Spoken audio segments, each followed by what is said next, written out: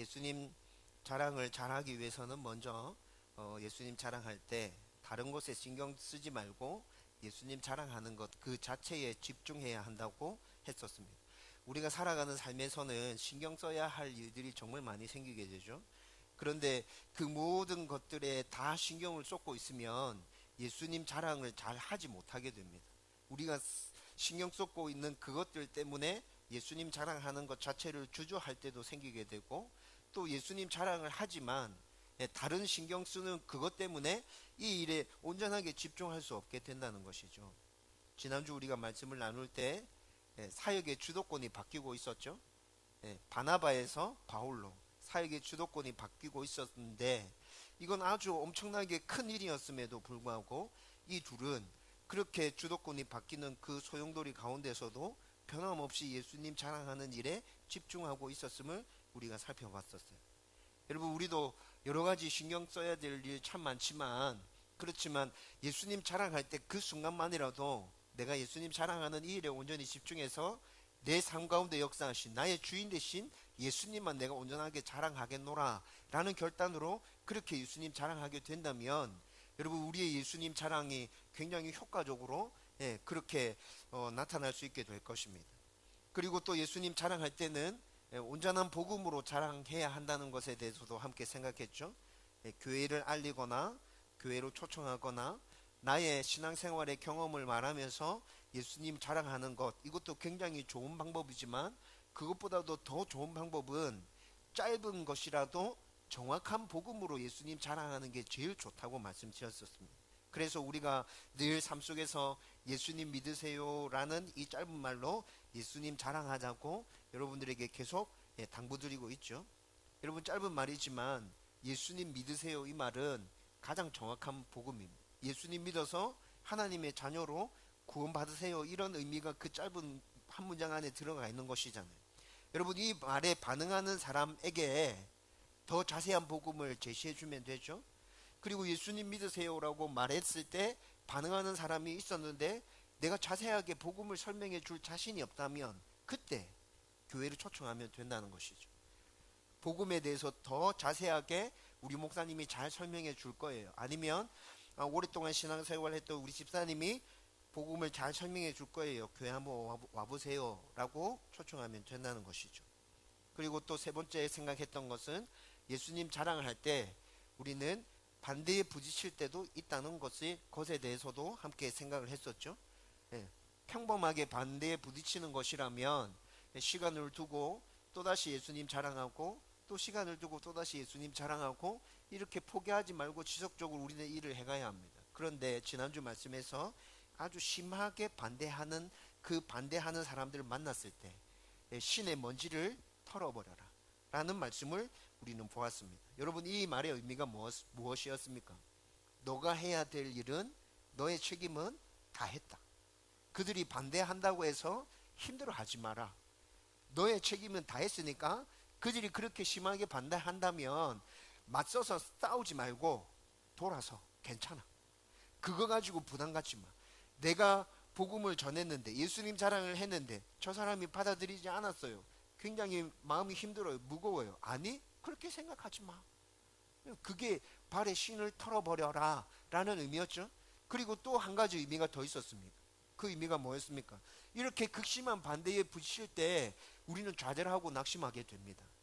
그런데 발에 신을 털어버려라 이 말은 그렇게 극심한 반대에 부닥쳐서 너가 예수님 자랑하는 것들을 좌절함으로 낙심함으로 포기하지 말고 그 사람 말고 다른 사람한테 가서 또 그 일을 계속해 라는 의미도 발에 신을 털어버려라 라는 그 의미 안에 같이 포함되어 있는 것이죠. 여러분, 이렇게 했을 때 바나바와 바울의 최종적으로 나타났던 모습이 뭐였죠?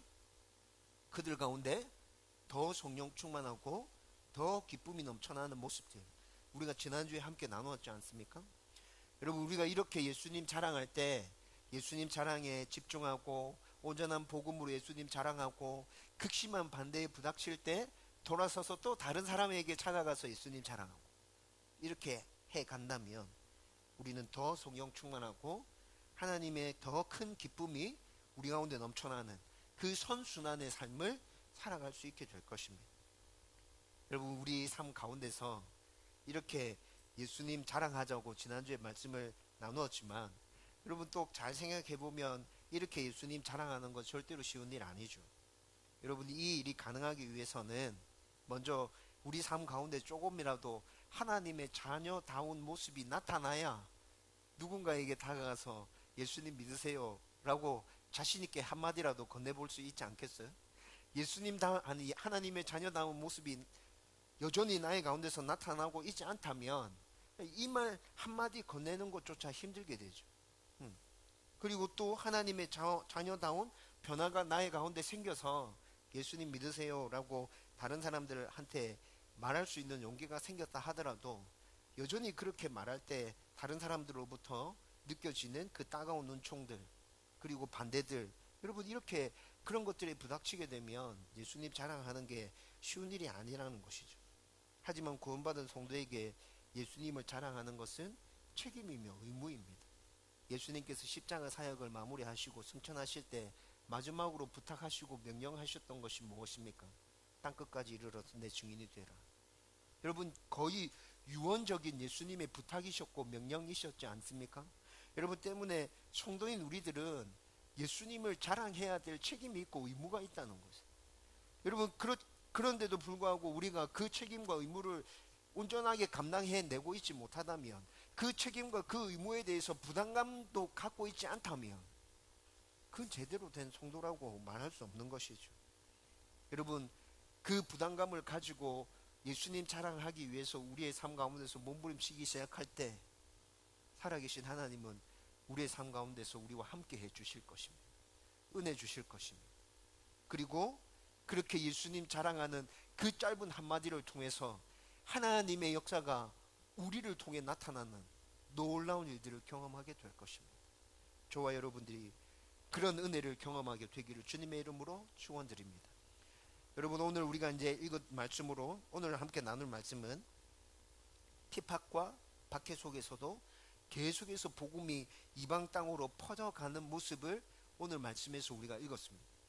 여러분, 이런 모습은 오늘 말씀에서 뿐만이 아니라 여러분 앞으로 사도행전을 쭉 살펴보면서 바울의 2차 전도 여행, 3차 전도 여행 우리는 계속 살펴보면서 나갈 텐데, 여러분 바울의 그 전도 여행 가운데서 계속 나타나는 모습이에요.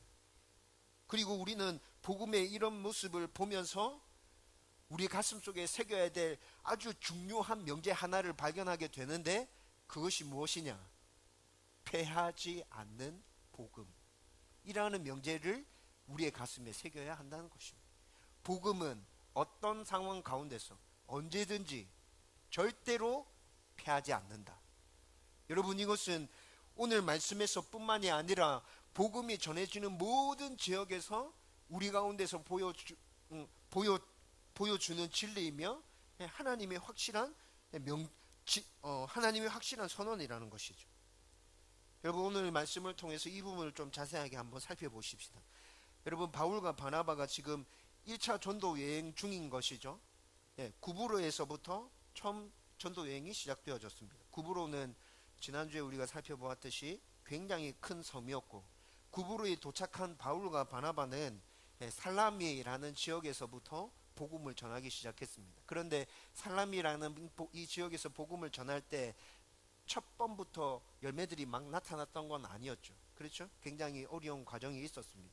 그러다가 살라미를 지나서 구브로 섬 내륙지구로 쭉 들어가서 바보라는 지역에 이르렀을 때, 그곳에서 바예수라는 사람이 굉장히 극심하게 반대하는 그 반대에 부딪히기도 했지만, 구브로의 총독인 서기오 바울을 거기서 복음을 전해서 예수님의 제자가 되게 하죠. 여러분, 이렇게 구브로에서 서기오 바울에게 복음을 전한 바울과 바나바는 이제 구브로 섬에서 빠져나와서 비시디아 안디옥이라는 지역으로 갑니다. 또 비시디아 안디옥에 가서 여러분 이들은 예수님 자랑하는 일을 계속하죠. 그래서 말씀을 쭉 읽어보면 그 비시디아 안디옥이라는 지역에서 많은 사람이 예수님을 구주로 믿었고, 또 예수님을 구주로 믿었던 사람만 있었던 것이 아니라 반대로 아주 심각하게 핍박하는 사람들도 있었습니다. 그래서 바울과 바나바는 말씀을 쭉 읽어보면 이고니온으로 또다시 지역을 옮기게 되죠. 여러분, 오늘 우리가 읽었던 본문이 이고니온이라는 그 지역에서 예수님을 자랑하고 있는 바울과 바나바의 모습을 보여주고 있는 것이거든요. 그런데 이고니온에서도 앞에서와 똑같이 유대인의 회당에 들어가서 예수님을 자랑했을 때 복음을 받아들이고 예수님 자랑을 받아들이는 사람들이 있는가 하면 또 거부하는 사람들도 있었습니다. 이렇게 반응이 양분되어져서 나타나는 것이죠. 여러분, 바울과 바나바의 1차 전도 여행은 아직 끝나지 않았고 과정 중에 있지만, 여러분, 여기까지만 살펴보아도 항상 예수님을 자랑했을 때 받아들이는 자와 거부하는 자가 있구나. 그냥 거부할 뿐만이 아니라 아주 심하게 핍박하는 자도 생겨나게 되구나 라는 것들을 발견하게 된다는 것이죠. 그리고 때로는 반대와 핍박이 너무 심해서 지난주에 말씀을 생각했던 것처럼 신발에 먼지를 떨어버리고 그 지역을 떠나야 될 상황도 발생하고, 그거보다 더 심각해지면 오늘 말씀에서 우리가 읽었어요. 도망치듯이 급히 피해야 할 상황도 생기게 되구나. 여러분, 오늘 5절과 6절 말씀에서 그런 상황이 나타나고 있죠. 여러분, 이런 것들을 사도행전에서 나타나는 바울과 바나바의 1차 전도 여행을 통해서 발견할 수 있게 된다는 것이죠. 여러분, 우리는 가끔 하나님의 뜻에 따라 어떤 일을 해가면서 형통하지 못할 때 하나님께 하소연할 때 있습니다. 분명히 하나님의 말씀이 주어졌고, 그리고 아무리 기도하고 다시 생각해봐도 하나님의 뜻에 따라서 내가 지금 순종해서 가는 것이 맞는데 왜 내 일이 형통하지 않을까? 왜 하나님은 나와 함께 해주시지 않는가? 라는 마음이 생기면 힘들어지죠. 여러분, 저도 개척해서 이런 마음이 가끔 생길 때 있다고 말씀드렸죠. 기도 가운데 말씀에 근거해서 하나님의 분명한 응답을 붙들고 시작한 것 맞습니다. 그리고 그 말씀을 붙들고 지금도 여전히 하나님 주인 되신 교회를 세워가기 위해서 매일매일 발버둥 치고 있습니다. 하나님의 음성에 민감하게 반응하기 위해서 매일 아침에 기도의 자리로 나아가고 있고요. 성경을 읽으려고 굉장히 노력하고 있죠. 그런데 하나님이 왜 교회가 빨리 성장하지 않죠? 하나님 왜 이렇죠? 이런 마음이 가끔씩 생길 때가 있다고요. 그러면 낙심되고 좌절되어집니다. 하나님 왜 이렇습니까? 하나님 진짜 하나님께서 나에게 분명히 말씀해 주신 것 맞습니까? 하나님 말씀해 주신 것 맞는데 왜 이렇죠? 라고 그렇게 따지듯이 하나님께 묻고 싶을 때 있다는 것이죠. 여러분, 이런 상황은 여러분들이 어떤 일을 해갈 때 분명히 하나님의 뜻에 순종해서 내가 가고 있는 것이 맞는데 아무리 다시 살펴보아도 하나님 뜻에 순종하고 있는 것이 맞는데 하나님 왜 이러실까? 라는 생각이 들 때 하소연하고자 하는 이런 반응들은 똑같이 나타나게 된다는 거죠. 그런데 저와 여러분들 뿐만이 아니라 오늘 말씀에서 우리가 지금 바울과 바나바의 상황을 쭉 읽어봤잖아요. 지금 바울과 바나바가 그렇게 하나님의 일들을 해가면서 하나님께 하소연하고 싶은 심정이 아닐까라는 생각이 든다는 거죠. 여러분, 사도행전 13장에서 우리는 확인했지 않습니까? 바울과 바나바가 이 선교 여행을 어떻게 출발했습니까? 자신들의 의지였습니까? 사람들이 그냥 등 떠밀어서 출발하게 된 건가요? 아니잖아요. 성령의 인도하심이 있었지 않습니까? 하나님의 분명한 말씀이 있었잖아요. 그렇게 해서 이 전도 여행이 시작되어졌음에도 불구하고 가는 곳마다 반대에 부닥치고 심지어는 죽일 듯이 달려드는 그 사람들 때문에 그곳을 도망치듯이 급히 떠나야 될 상황들이 발생하고, 여러분, 이런 상황들이 부닥칠 때 바울과 바나바의 심정이 지금 하나님 앞에 하소연하고 싶은 심정일 거라는 거죠. 아니, 하나님께 하소연하고 싶을 심정이 아니라 하소연을 지금 해야 되는 상황인 거죠. 그렇죠? 하나님 진짜 왜 이렇습니까? 좀 하나님이랑 진지하게 대화를 나눠야 되는 상황인 것 같지 않습니까? 여러분, 그런데 바울과 바나바의 1차 전도 여행에서 우리가 지금 1차 전도 여행이 끝나지 않은 중간까지의 상황까지만 살펴봐도 참 힘들고 어렵게 전도 여행이 진행되고 있구나라는 것들을 발견할 수 있었는데, 그런데 여러분, 바울과 바나바가 지나갔던 그 지역에서 때로는 반대에 부닥쳐서 도망치듯이 쫓기듯 나온 그 지역에서 어떤 일이 일어났었습니까? 13장부터 자세하게 말씀을 읽어보면 아주 놀라운 일들이 일어나고 있었다. 사도행전 13장 12절 말씀을 한번 읽어보십시다. 구브로 섬의 바보 지역에서 복음을 전했을 때의 일이죠. 같이 읽어보겠습니다. 시작. 이에 총독이 그렇게 된 것을 보고 믿으며 주의 가르치심을 놀랍게 여기니라. 구브로의 총독 서기오 바울에게 복음을 전했을 때 나타났던 일이었습니다. 사도행전 13장 48절 말씀입니다.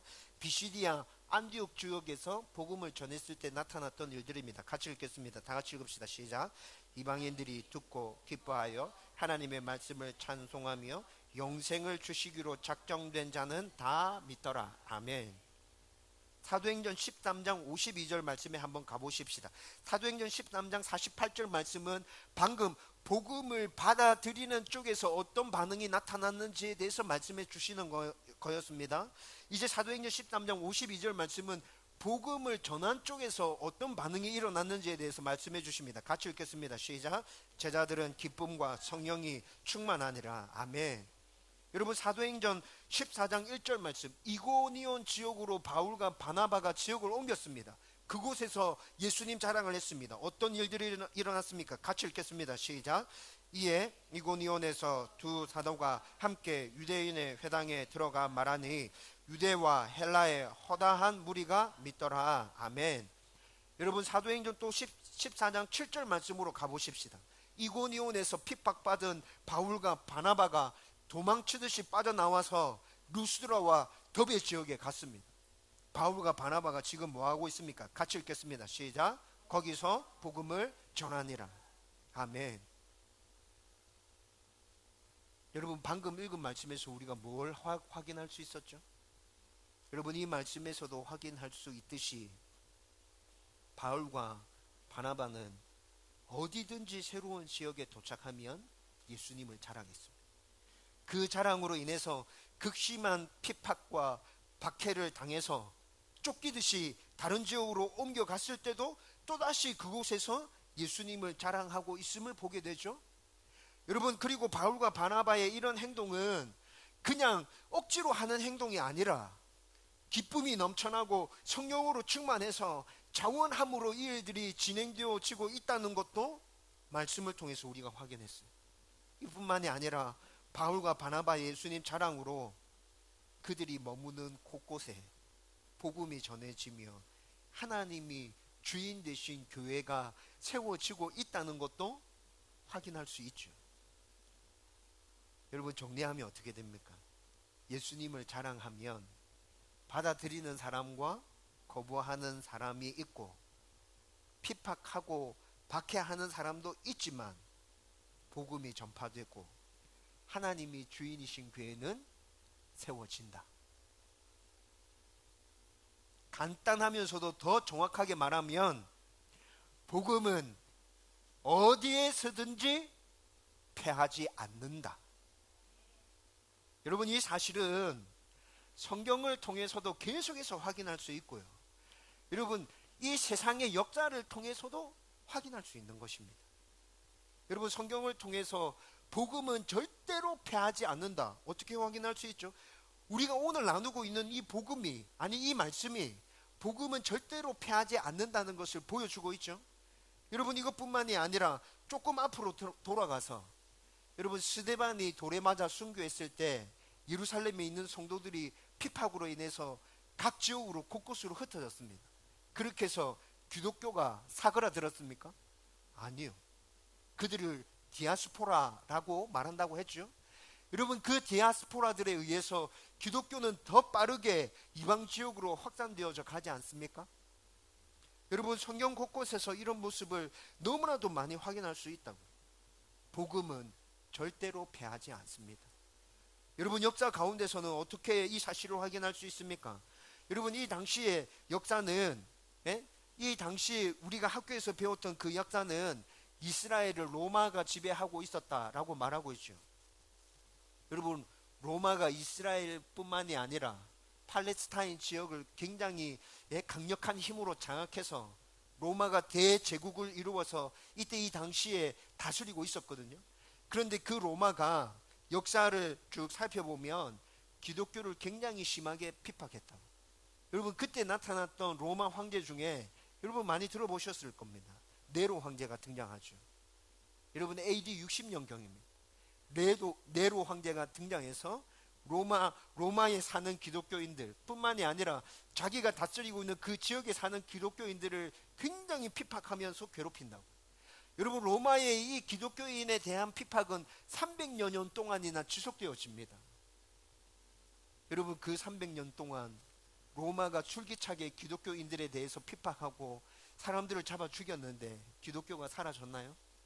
아니요. 기독교는 사라지지 않았습니다. 여러분 로마 안에서 기독교는 더 빠른 속도로 서민층에서 확산되어져 갔습니다. 313년이 될 때 콘스탄티누스 황제가 로마의 황제로 등극하게 됩니다. 여러분 이 황제가 콘스탄티누스가 황제가 되고 난 다음에 서민들의 민심을 빨리 자기 쪽으로 땡겨야겠는데 제일 좋은 방법이 뭘까 고민하다가 313년에 밀라노 칙령을 선포하게 됩니다. 이 밀라노 칙령이 로마에서는 모든 종교의 자유를 허용하겠다. 더 이상 기독교에 대한 핍박은 하지 않겠다. 여러분 콘스탄티누스 황제가 왜 이런 밀라노 칙령을 발표하게 되죠? 300여 년 동안 이어졌던 기독교인들에 대한 극심한 핍박에도 불구하고 서민층에서 기독교가 굉장히 빨리 퍼져 있었거든요. 그래서 황제로 즉위하고 난 다음에 민심을 얻어내기 위해서 가장 좋은 방법은 기독교를 공인해 주는 게 가장 좋은 방법이겠구나. 그래서 밀라노 칙령을 발표하게 된다고.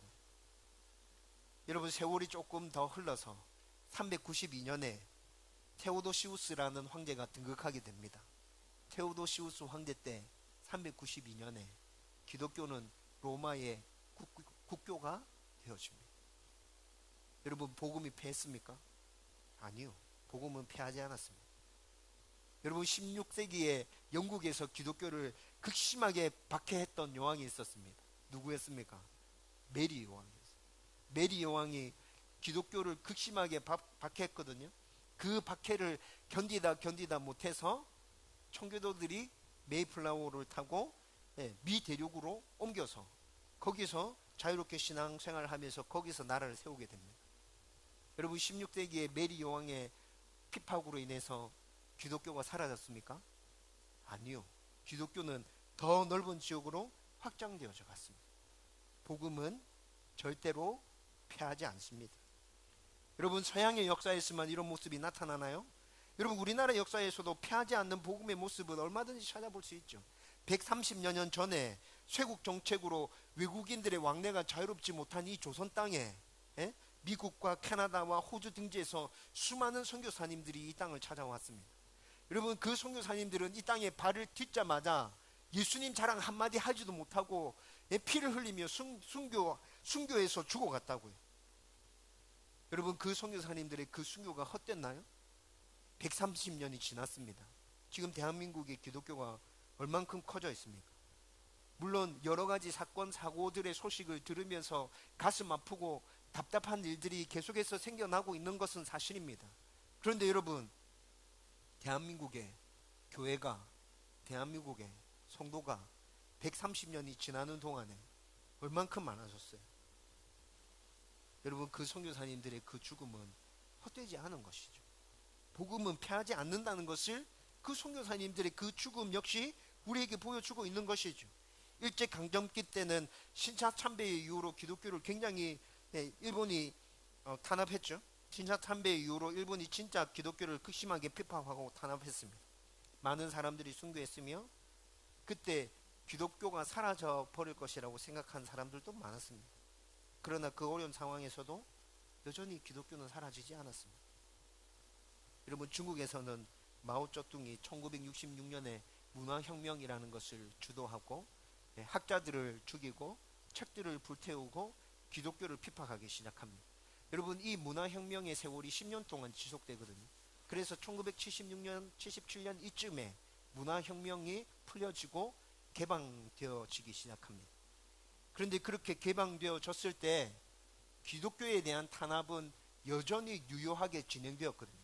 여러분, 이 기독교에 대한 탄압이 중국에서 언제 해제되었느냐? 2000년이 지나서 기독교에 대한 탄압이 조금씩 풀어지기 시작했습니다. 66년도부터 시작된 이 기독교의 탄압으로 인해서 중국 지역에 조금이 있었던 그 기독교인들이 존재하지 못할 거야. 기독교 거의 사라졌을 거야. 여러분, 최근에 교회 성장학을 연구하는 학자들이 전부 다 이렇게 추측했다고요.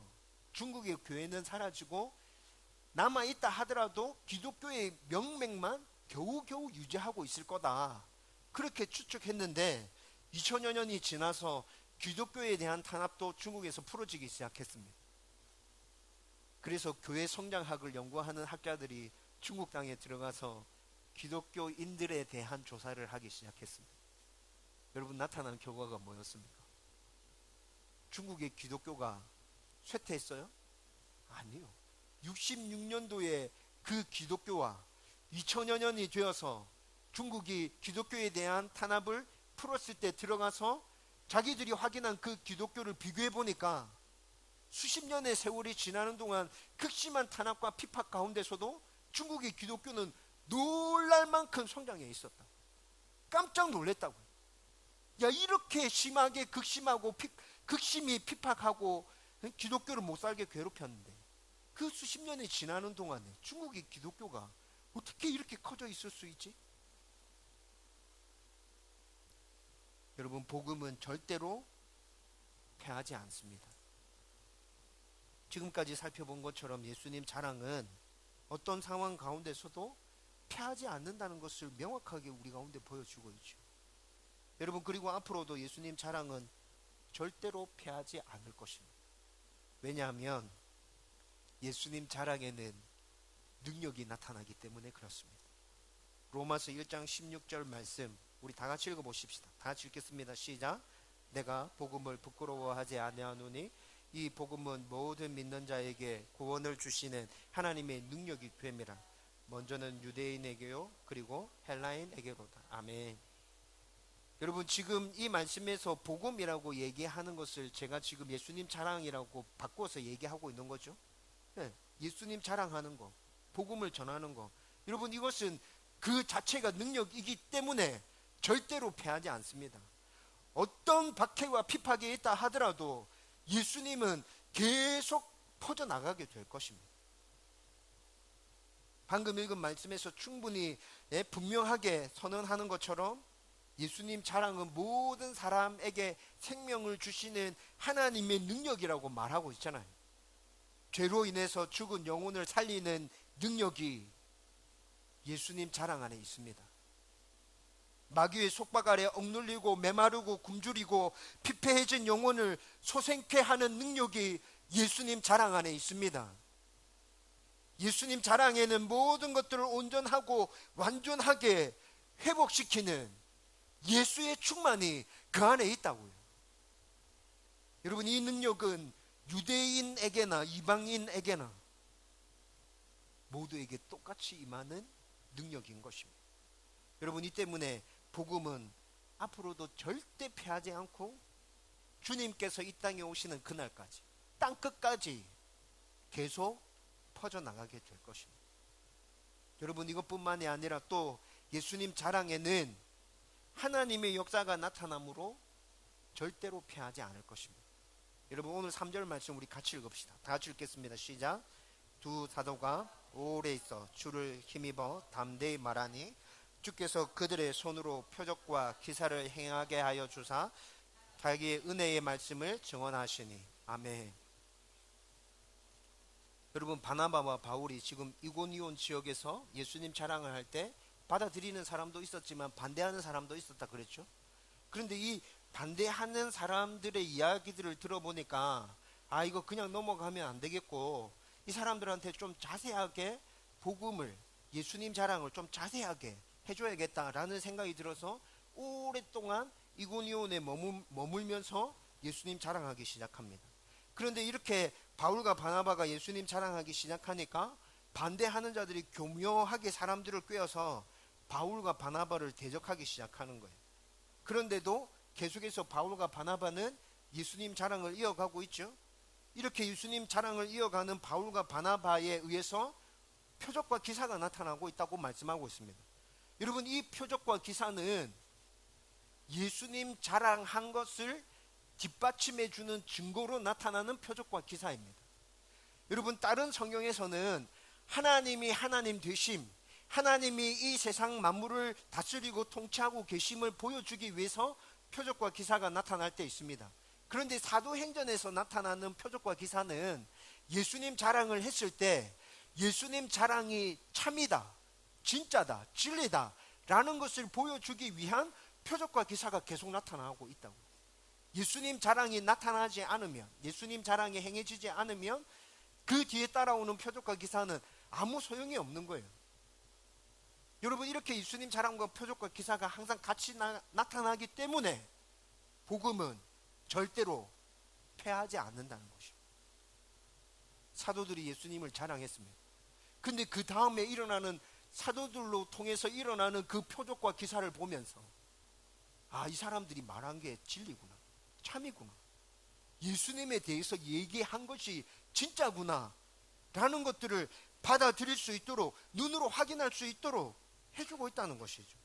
때문에 복음은, 예수님 자랑은 절대로 패하지 않는다. 여러분, 우리가 살아가는 지금 이 시대에는 이런 표적과 기사가 잘 나타나지 않죠. 여러분, 이것에 대해서는 제가 여러분들에게 설명해 드렸던 적이 있습니다. 왜 지금 이 시대는 이런 표적과 기사가 나타나지 않죠? 지금 이 시대는 우리에게 완전한 하나님의 말씀이, 성경이 다 주어져 있잖아요. 그렇죠? 이 당시에 살았던 사람들은 성경이 이렇게 다 완성되어서 그들의 손에 들려져 있지 않았다고. 여러분, 이들이 하나님의 말씀을 전하고 난 다음에 그것이 진리라는 것을, 참이라는 것을 보여주기 위해서는 이렇게 하나님의 능력에 따라 나타나는 표적과 기사가 이 시대에는 필요했어요. 그런데 지금 우리가 살아가는 지금 이 시대에는 우리가 예수님을 자랑할 때 그 예수님에 대한 자랑이 참이고 진리임을 뒷받침해 주는 하나님의 말씀이, 성경이 온전하게 우리 손에 들려져 있기 때문에, 여러분, 이 성경에 있는 말씀들을 잘 이해하고 잘 알아서 내가 이야기한 예수님의 자랑이 참이야, 이게 진리야 라고 지속해서 말해 주어야 한다는 것이죠. 여러분, 그렇다고 이 시대는 꼭 하나님의 표적과 기사가 나타나지 않습니까? 성경이 주어져 있기 때문에 그건 전혀 나타나지 않는다고 생각해야 합니까? 여러분, 그렇게 말하는 사람도 있어요. 근데 저는 그렇게 믿지 않습니다. 필요하다면, 지금도 살아 역사하시는 하나님은 성경이 우리 손에 주어져 있지만 필요하다면 이 시대에도 표적과 기사를 나타내 보여서 복음이 절대로 패하지 않는다는 것을 보여주실 것이다. 여러분, 저는 그렇게 믿고 있어요. 그럼에도 불구하고 이 시대는 그 표적과 기사에 기대는 것이 아니라 하나님의 말씀에 기대어 예수를 자랑해야 한다. 그렇게 하나님의 말씀에 기대어 예수를 자랑할 때 우리가 자랑하는 그 예수 자랑은, 복음은 절대로 패하지 않을 것이다. 저와 여러분들 가운데 이 믿음과 이 확신이 굳게 새겨지게 되기를 주님의 이름으로 축원드립니다. 여러분, 이제 말씀을 정리하려고 합니다. 여러분, 복음은 언제든지 어떤 상황이든지 절대로 패하지 않습니다. 복음은 절대로 패하지 않는다는 이 명제에 대한 증거를 제가 오늘 설교하면서 쭉 말씀드렸는데, 여러분, 그 증거를 다른 곳에서 계속 찾으려고 하지 말고 여러분, 나 자신을 한번 들여다보세요. 나 자신을 한번 들여다보십시오. 저와 여러분들이 어떻게 예수 믿었습니까? 저와 여러분들이 어떻게 지금 이 자리에 있게 된 거죠? 내 의지였습니까? 내 노력이었습니까?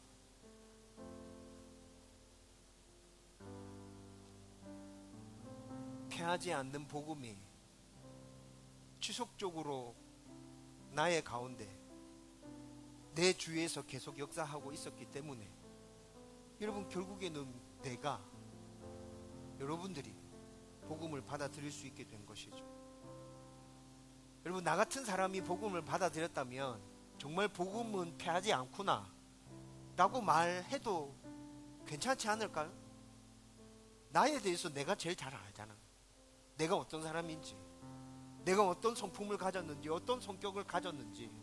이런 내가 복음을 받아들이고 예수를 구주로 인정하고 있다면 정말 그 복음은 패하지 않는 복음이 맞구나. 내가 안 된다고 생각한 그 사람조차도 바꿔 놓을 수 있는 복음이 맞구나. 내가 바뀌어졌다면. 여러분, 우리 가운데 역사는 절대로 패하지 않는 복음은 모든 사람들을 다 변화시킬 수 있는 복음이라는 거죠. 그렇기 때문에 우리는 모든 사람에게 다가가서 예수님 자랑을 해야 합니다. 우리가 스스로 판단하고 구별하는 것이 아니라 절대로 패하지 않는 복음, 하나님의 능력인 복음, 예수의 생명인 복음, 이 복음으로 바뀌어지지 않을 사람 아무도 없다. 그래서 내가 만나는 사람들에게 아무에게나 예수님 믿으세요 라고 말을 건네보는 것이죠.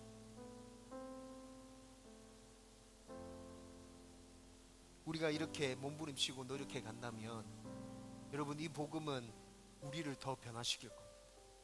여러분, 이 복음은 내가 전하는 그 사람에게도 역시나 역사하여 그 사람을 변화시킬 것입니다. 여러분, 이렇게 또 복음을 붙들고 치열하게 몸부림치면 하나님의 살아계심과 하나님 나의 가운데 은혜 주심을 우리는 더 풍성하게 경험할 수 있게 될 것입니다.